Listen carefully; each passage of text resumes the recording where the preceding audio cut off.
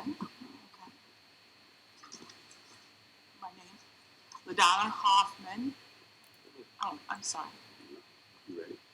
Yeah, you're just fine. You're all right. Okay. You've been watching this all day. You know how to do this.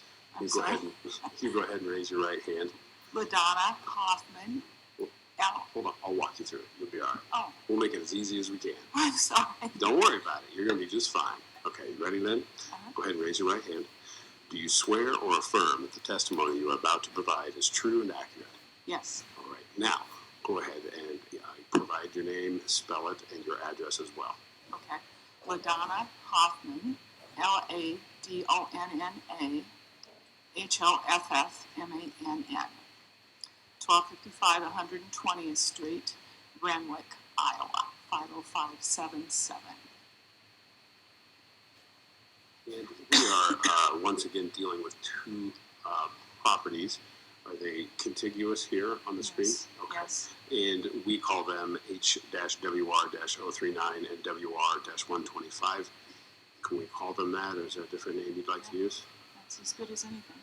Okay, thank you. Right. Can you go ahead and describe the current use of your property and any plans you may have for a different use in the future? Okay. It's farmed on all tillable on a corn soybean crop rotation. It's been in our family for over 100 years. My husband's grandfather purchased the farm in 1907 and farmed it for several years. And then my husband's dad took over and farmed it for over 60 years. And we farmed it for over 30 years before my husband's stroke in 2008. And our two young sons and I continued to farm it for 8 years. And for the last 6 years, we granted it. And we hope to pass this property down to our children and grandchildren. They're interested in farming it at some point too. So we've worked hard to take care of it and preserve it for future generations. You said you rent it. You're currently renting it. Currently, for the last 6 years. Okay. Yeah. To someone else within your operation or the farm, or to another tenant. Okay. Thank you. Can you provide a general description of the property and then some of the important landmarks? It looks like there's a structure moving through it, and then also any of the other structures that we've kind of talked about throughout the day, waterways, any other infrastructure that's buried. Okay. The legal description, do you want that? Whatever you describe it however you would like to. We'll just fill in the details. It's that would be that east half of the southeast quarter of Section 9, Township 93 North, Range 26, west of the 5th PM, Wright County, Iowa. No buildings on the proposed area of the pipeline. Our farm acreage is located west of this area. I think you can see it down there in the corner, right there. Yeah. That's our acreage. Yeah. There's a main tile line and several lateral lines located in the area of the proposed pipeline. The main line there is right along where you kind of see that water flowing there. Running east to west. Right. Okay. There's a large main tile line there. Okay. And then there's several laterals in the south of that. Okay. Is the main line your line? Is it a county line? No, it's a private line. I mean, we just had that main line repaired here in the last 5 years because the neighbor to the east, their water comes through there and it blew out our main tile line. So we've just had new tile put in right there. That's a new tile line actually. And the laterals, do they extend all the way north and south? Yes. Mostly south. Okay. But I mean, they're all over out there, those lateral lines. So in reality, the proposed route would cross multiple lines. Multiple lines, correct. Do you know the depth of your tile? I understand. Well, my father-in-law put in most of those lateral lines, but the main tile line that we just repaired, it's my understanding is 4 feet deep. In that waterway, or the structure moving through the middle, is that moving water all the time? Well, no, I mean, you mean in the tile, or do you mean above the ground? Above the ground. It looks like on the west side there that there might be standing water in the Boone River. Well, the Boone River is about a half a mile. The Boone River is right north of our acreage. Mm-hmm. And, those tiles, I think, run into the Boone River. So, needless to say, that particular strip is wet frequently. Yeah. Okay. I mean, yeah. And generally speaking, then, does the field drain from the eastern corners kind of down towards the Boone River? Correct. Okay. That's my understanding. Okay. Other than the tile lines, is there other infrastructure buried in the field? Gas lines, telephone lines, water lines? No, nothing. Okay. And you said there's no buildings, but there is definitely buildings just west of the tilled, the acreage. That's our farm acreage right there in the corner. Okay. And are they actually separate parcels, or are they the same parcel? The acreage is just there. The acreage is a part of that 40. Okay. Right. Now there's a significant green area there on the west line, the west part of it. Is that your property as well, or is the property? It is all the way to the river. Yes. Okay. Our acreage actually sets on the half section, that on the quarter line there. So our acreage is included in that quarter. And that direct to the north of our acreage within that quarter we own that. Okay. And it's timber and river land out there, approximately 25 acres. Thank you. Does the Boone River frequently flood? And when it does, in wet years it does, and it floods that area. That's why it's not cropped. Okay. Does the river ever flood the actual tilled ground?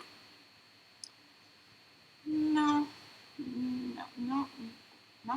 not that I can recall.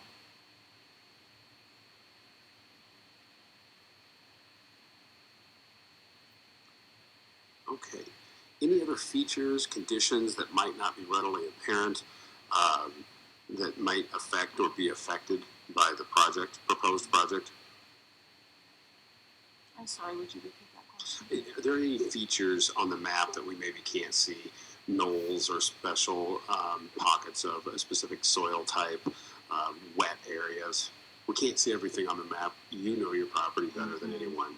That main tile line, of course, the water comes through that, but that's just been repaired, so it pretty well takes it, it's pretty well takes it to the river. We just put thousands of dollars into that to repair that pipeline,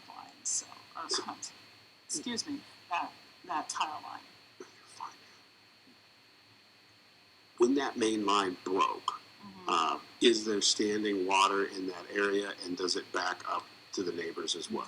There was at that time. It really didn't. Somehow it's connected under the river or under the road into our tile. Somehow his tile somehow runs into our tile, because when that tile was repaired, the tiler said, hey, you've got your neighbor on the east there, just run under the road and connect it into your tile, so you're taking all his water too. Okay. So. Yeah, and so I guess that's my question: is the integrity of particularly that main line also enable the usefulness of your neighbor's tile? And maybe that's a jump. I don't know. It would appear that way. It would appear he's benefiting from rolling into our being connected to our tile. Okay, but when there was a break and you needed to repair, it didn't back. It didn't back into him, but it water stood along that break. Okay. I mean, it got real muddy out there, and there was water standing. Yes. Okay. Wonderful.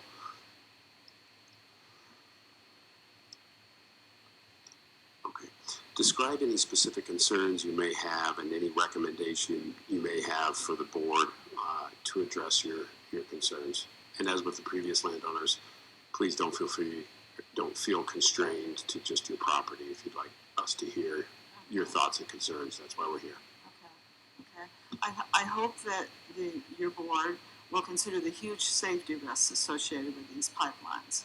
Not enough is known about the safety connected with the pipeline. If there was ever a leak, this pipeline would pose serious health threats to us and anyone in the area. I hope you'll look at the video of the leak of the pipeline in Sartasha, Mississippi. I mean, vehicles wouldn't run. First responders wouldn't even be able to get to us. You know, I just hope that you'd watch that video and see that our lives are at risk here. These pipelines will ruin our farm ground, producing lower yields for years, as well as disrupting our tiling and drainage. We depend on our farm income to survive. We understand that the proposed pipeline would be located approximately 48 inches underground, which is the same depth as our tile. Our tiling, which has cost us several thousands of dollars to do, would be permanently damaged and could never be repaired to its original state. We feel that this pipeline would ruin our farmland values forever and possibly be obsolete in a couple years or a few years down the road. So that's our concern, safety and just, you know, the value of our farm ground, loss of productivity, you know. You mentioned 48 inches underground. Do you know generally the size of the pipeline being proposed on your parcel? I don't. When I tried to understand the easements and read it, it looked like it could be anywhere from 6 to 24 inches.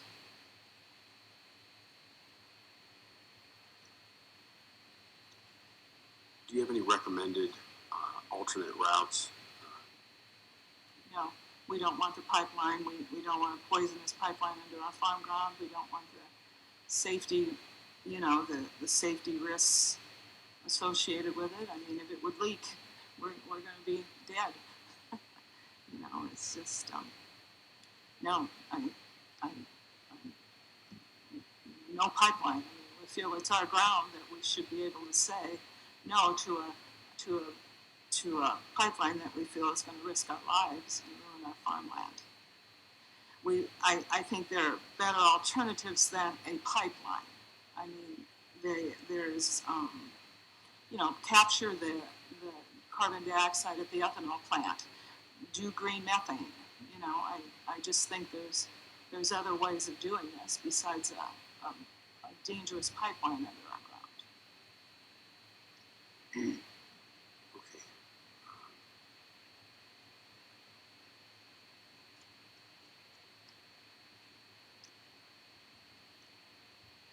Can you give us the distance from the pipeline to their farmstead?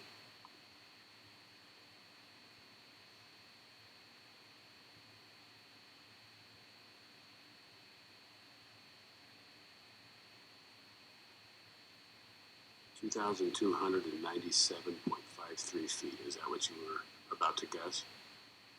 I'm sorry, 2,000. There's 2,640 feet in that half a mile to the half mile where our acreage is. So I'm sorry, what was the amount? 2,297 feet from the. I tried to understand from the easement, you know, the proposed easement, how far that is from like the county or the gravel road there, but I wasn't able to see any dimension like that on there. But we're talking about a half mile. From the proposed pipeline? Yeah. Okay. Okay. I do not have any other questions right now. I just had one more thing. Oh, are your questions over? Okay. Yep. Okay. And we just wanted to say that, you know, we feel this pipeline is for private gain, not for the public good. The pipeline companies are going to make huge profits for themselves at our expense. It doesn't seem fair to a farm owner that a pipeline should be able to come in and put in a dangerous pipeline without our permission, all for the private gain of the company. It's all about the money and not for the public good. And we feel that eminent domain should not be allowed because these pipelines don't provide any public benefits. The lifetime easement allows someone to do whatever they want with our farm ground. it seems like it's trying to take away our rights as farm owners to protect our land and our lives.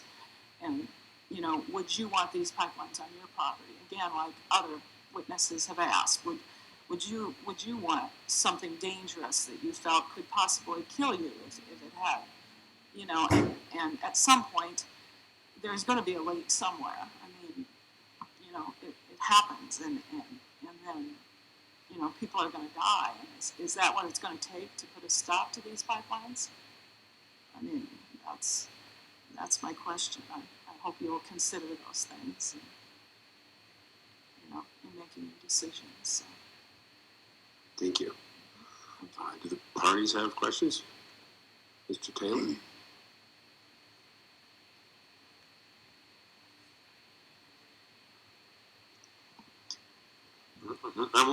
I'm Wally Taylor. I represent the Sierra Club. Okay.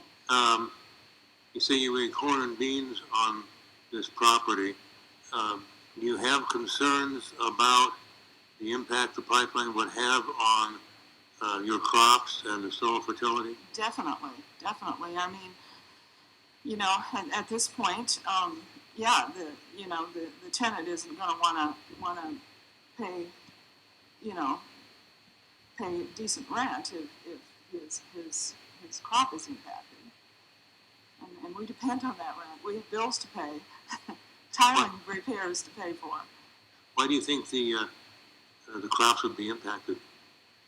Well, I mean, it's been proven that with the compaction issues and you know, that it affects the productivity. With respect to that waterway that it looks like it goes through the center, east to west, or on your property, and you have concerns about how the construction of the pipeline would impact that? Definitely. That tiling in there has been, you know, just redone to the tune of thousands of dollars. You know, I mean, yeah. And the lateral lines out there, I mean, yeah. I certainly wouldn't want that to be messed up. You mentioned the safety risk. Do you have any idea how far a rupture of the pipeline would disperse the CO2? I've heard anywhere up to 3 miles. So we're definitely we're less than a half a mile from that pipeline, because our acreage is right on the half-mile line there of that road. Where would be the nearest place where the emergency personnel would come from? Renwick. And how far is that? 5 miles. Okay. Is that a small volunteer? Small volunteer fire department. Where would the nearest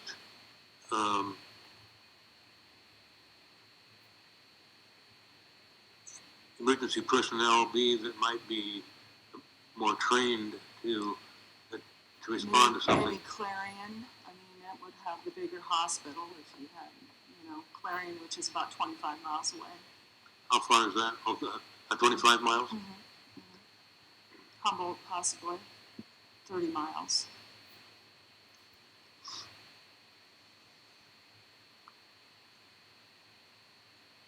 What sort of discussions or contacts have you had with the Summit representatives about them putting the pipeline on your property and perhaps signing an easement? Basically none. We aren't interested in the easements. I mean, it's our property. We don't want a poisonous pipeline on it. So the mailings we've received, that's pretty much it. I mean, did get some calls, but I haven't talked to them. Indicated we're not interested. So you haven't had any real discussions with the Summit? No.